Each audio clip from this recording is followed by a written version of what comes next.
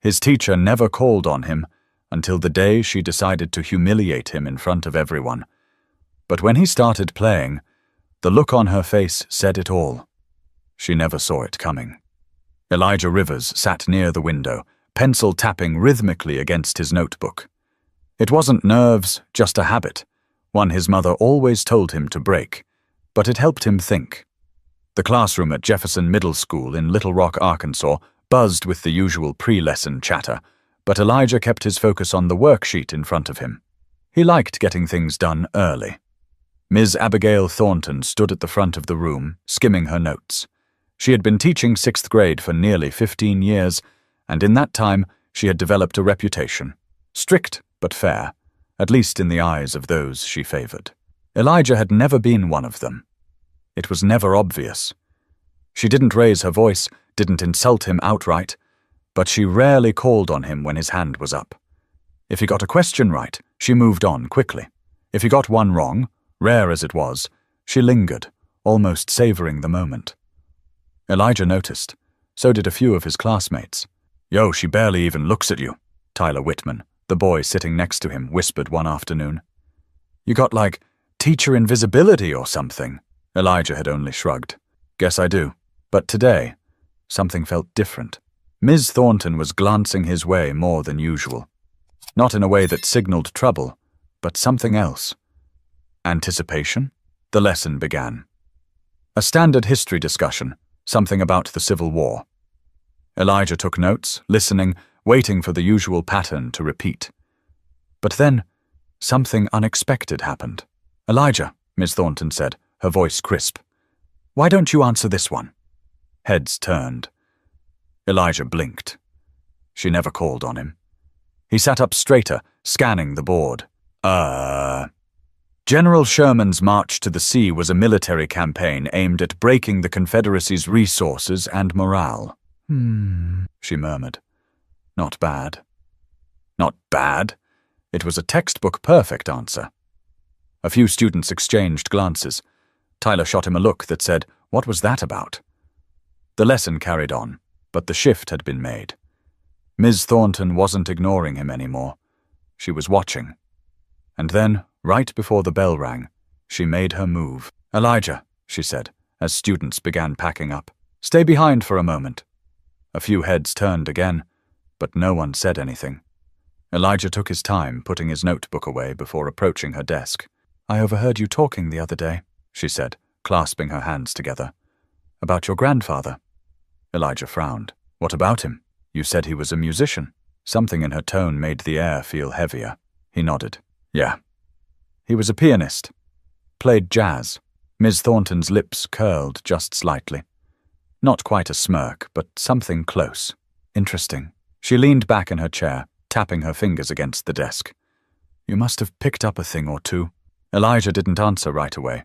He wasn't sure where this was going, but it didn't feel right. "A little," he admitted. Her smile widened, but there was no warmth in it. "Good to know." The bell rang. Elijah grabbed his bag and turned toward the door, but her voice stopped him. "Tomorrow, let's see what you've got." He turned back. "What?"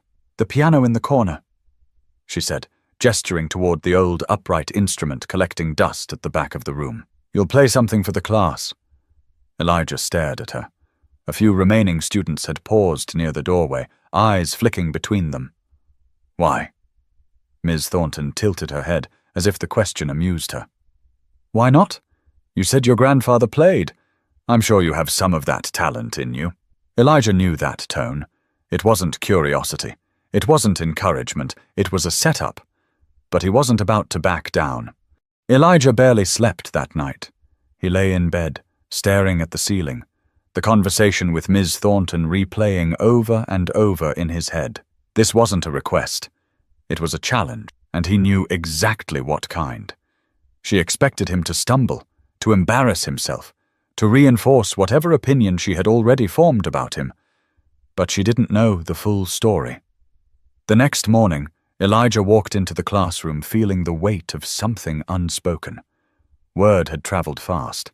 Whispers followed him as he took his seat. "You gonna play today?" Brandon Hall, one of the louder kids, smirked from across the room. Elijah didn't answer. Didn't know you were a piano guy, Tyler murmured beside him. Elijah kept his eyes on his notebook. There's a lot of things people don't know. Ms. Thornton entered, setting her books down with an air of satisfaction.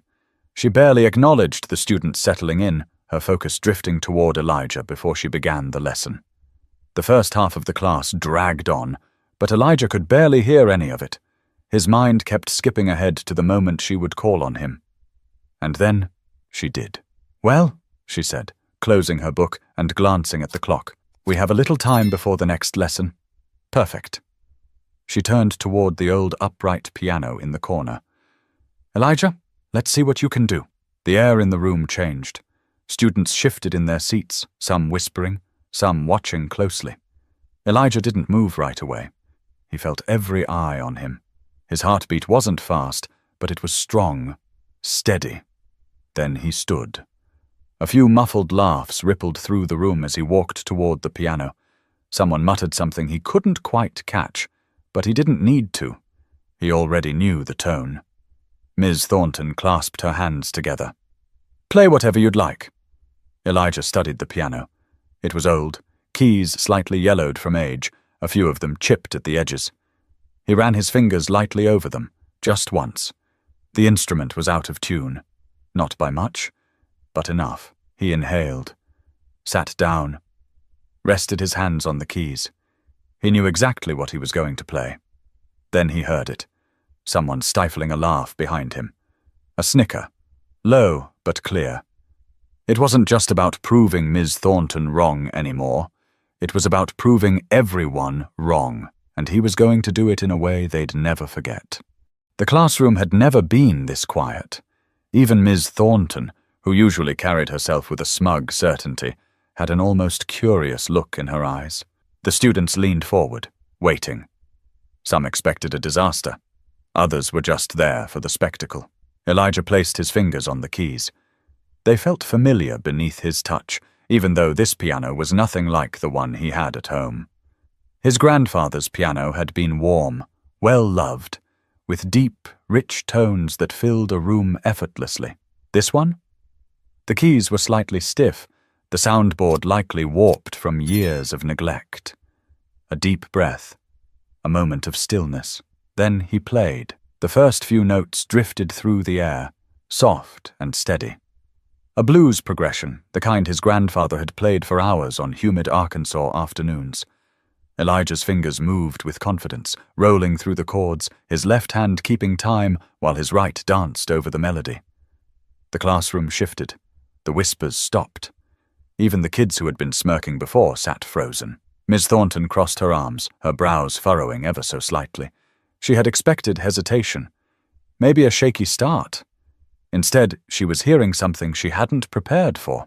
Elijah didn't stop to see their reactions. He wasn't playing for them anymore. He was playing for himself, for his grandfather. He let himself sink into the music, feeling each note as if it were telling a story only he understood. His fingers glided effortlessly, striking a balance between precision and raw emotion. It wasn't just technical skill. It was a conversation between him and the keys. And then he took a risk. He shifted into something more complex, letting his hands weave intricate runs up and down the keyboard. A progression his grandfather had taught him, one he had struggled with for months before finally mastering it. A deep, rolling bass line pulsed beneath a soaring melody, notes colliding and resolving in perfect harmony. The longer he played, the heavier the silence became. The weight of it settled over everyone in the room, wrapping around them like the very notes filling the air. No one laughed now. Tyler, sitting near the front, leaned forward slightly, his eyes wide. Brandon, who had cracked a joke earlier, had his arms crossed, but wasn't smirking anymore. A few other students exchanged glances, their expressions a mix of shock and something else, something close to admiration. And then, the crescendo. Elijah's fingers pressed firmly against the keys, striking chords that echoed against the walls. The music swelled, filling every inch of the room, every quiet space where doubt had once lived. He pushed harder, letting the final run carry the weight of everything he hadn't said. And then, silent. The last note hung in the air for a moment before fading. Elijah lifted his hands, resting them on his lap. For a second, nobody moved. Nobody spoke. Then a single clap. It came from the back of the room. Then another. And another. Within seconds, the entire class was applauding. Tyler let out a low whistle. Damn. Brandon, still sitting with his arms crossed, gave a small shake of his head. I didn't know he could do that. Elijah exhaled, his heart pounding, not from nerves, but from the sheer energy of what had just happened. He had done more than play. He had changed something. The applause swelled, students looking at each other as if they had just witnessed something they weren't supposed to see, something they would remember. But the loudest silence of all came from Ms. Thornton. Ms. Thornton's face was unreadable. She stood by her desk, arms still crossed, lips pressed tightly together. The applause continued around her, but she hadn't moved. She hadn't said a word. Elijah sat still, hands resting on his lap, breathing deeply. He wasn't smiling, wasn't looking for approval. He just let the moment stretch, letting them all sit with what had just happened. Then finally, Ms. Thornton spoke. Well, she said, her voice clipped. That was unexpected. The clapping died down, students glancing between her and Elijah. A few kids still whispered excitedly, but the energy in the room had shifted. It wasn't just entertainment anymore. Where did you learn to play like that? She asked, tilting her head slightly. Elijah met her gaze, unflinching. My grandfather. Something flickered in her expression, but it was gone too fast to name. She straightened. I see. A pause. Ms. Thornton tapped her fingers against her desk, the only sound in the now silent classroom. Then she turned to the rest of the students, as if shaking off whatever thoughts had crossed her mind. All right, let's get back to our lesson. But nobody moved. Elijah glanced around. Tyler was still watching him, eyebrows raised like he couldn't believe what he had just seen. A girl in the back, Madison Green, looked almost annoyed, like the moment had been taken from them too soon. Brandon scoffed under his breath. That's it? Miss Thornton's eyes snapped to him. Excuse me? Brandon shrugged, shifting in his chair. I mean, that's all you're gonna say? He just played like... He gestured vaguely. Like something you hear on TV. And you're just gonna... move on? A few heads nodded. Ms. Thornton's mouth tightened. This is a classroom, not a talent show. Elijah took a breath, steadying himself. You didn't think I could play, did you?